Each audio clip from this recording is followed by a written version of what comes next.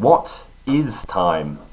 This issue is probably about as old as philosophy itself, and the answers given were probably about as numerous as the times that the question was asked. In this video, I'll explore the possibility of an ontological passage of time. This issue is related to, yet distinct from, the existence of the past and the future. The question mainly comes down to this. Is there an objective, mind-independent flow of time, a so-called moment of becoming? That is, do objects and events really move through time, or with respect to time? Is the metaphysical flow of time like a boat sailing upon the river of eternity, or like an ever-rolling stream? Or maybe this picture of time is ill-conceived. Maybe there is no flow of time at all. Maybe time is a cognitive illusion merely brought on by the adaptive functioning of our brains. Perhaps there is no reality to passage of time at all, and we're living in a static and unchanging space-time entity in which time is no more significant than merely another dimension of space.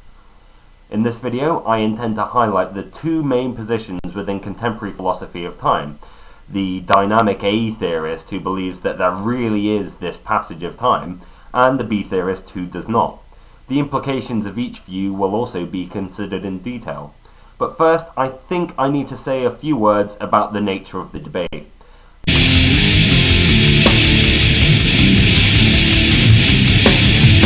I don't think it's clear in this case who the burden of proof actually rests on. The people who believe that time really exists appeal to us intuitively, so it seems that the B theorist has to demonstrate why our intuitions are wrong. However, the people that believe time really exists are committing us to the existence of a strange and peculiar metaphysical entity, so even before we begin, it's difficult to see who is winning.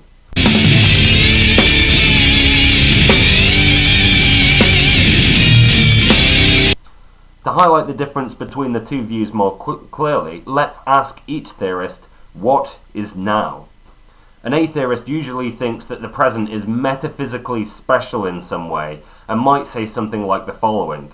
Now is the moment where events become events.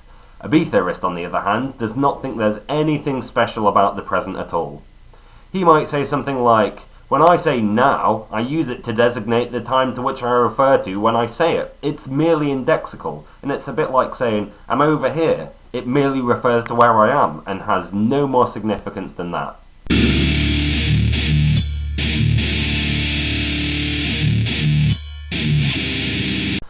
Another way to think about it is this. An A theorist is known as a tense theorist.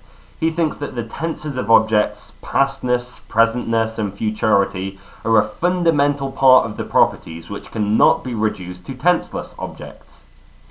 The B theorist, on the other hand, does not think time nor tense constitute an irreducible part of reality, and thinks that all tense facts can be reduced to tenseless facts. This particular battlefield is where much of the battling from the A theorist is at its strongest. The subject itself would be deserving of a few videos, but it consists of many technical arguments that are beyond the scope of our present purposes.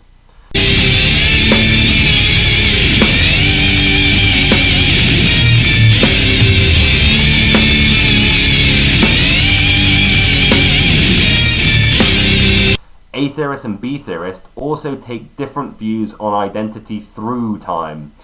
An A theorist is usually an endurantist, meaning that he thinks objects endure through time. Objects are wholly present at one moment, but maintain their identity through the passage of time.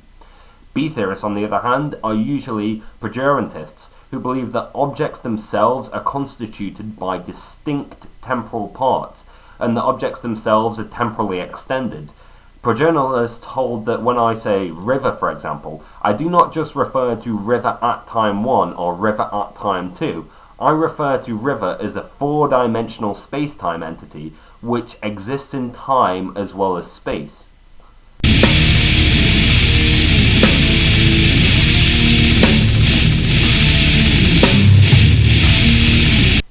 The relationship between A theorists and B theorists and eternalism, presentism will be explored in more detail in a later video, but I'll briefly discuss it here for clarity. It's usually taken that B theorists are eternalists. They believe that the past and present and the future all exist. It's sometimes taken that they're forced into this view by the acceptance of tenseless semantics and the belief that the universe is a four-dimensional space-time entity. Atheorists, on the other hand, are usually presentists. They believe that only now exists. Some atheorists, however, are eternalists. However, some are growing block theorists who think that the past exists but not the future.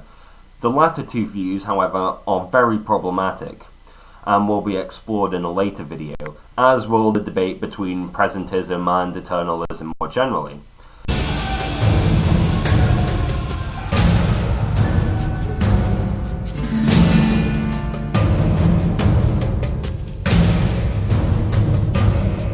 So let us summarize the two views before we go on to observe the battle. Atheorists believe that time passes or flows or is like a river, and they believe in a mind-independent property of time, and they usually hold that there's some ontological significance to now.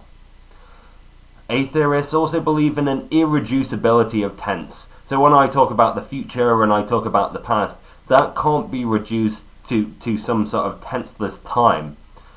They're usually endurantists who think that objects endure through time. And the general conception of atheorists is that they believe that some properties or objects are future objects which become present objects which become past objects in a kind of temporal order. They're usually presentists, sometimes growing block theorists, and rarely but occasionally they're eternalists. Okay, B-theorists, on the other hand, accept pretty much the negation of all the atheist views. So they believe there is no mind-independent existence of time, and they believe now is no more significance than here. It's just where I am, and it's merely indexical. They believe in no reality of tense, so when I talk about a future event, I can explain that in a way that doesn't depend on this tensed operator. They're usually pejorantists. They think that objects themselves are temporally extended. So objects exist in time as well as space. So objects are constituted by distinct temporal parts. They're usually also eternalists. Okay, that's the summary. I've included some links to some of the literature in the sidebar, and I'll warn you now, it's very technical and not for the faint-hearted, but for those of you who are interested, it's well worthwhile checking out. Anywho, in the next video I'll probably be discussing the objections and the counter-objections to the reality of the passage of time, so we can really look at where the debate between the A theorist and the B theorist actually happens, and we can observe the landscape. So stay tuned. Peace.